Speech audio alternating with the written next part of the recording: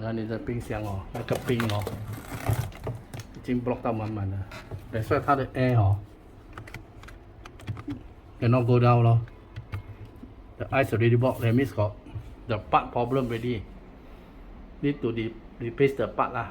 好 ，you see block already. The air cannot go down to below. That's why below no cold 咯。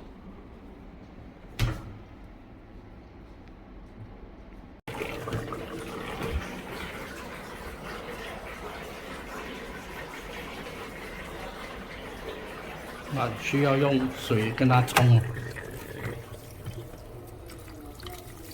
跟它 defrost 它的冰。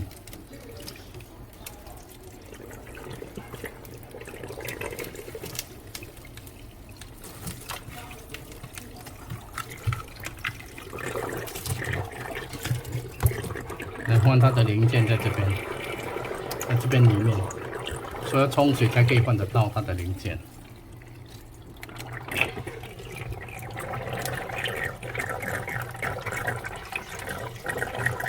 所以啊，地上会湿哦。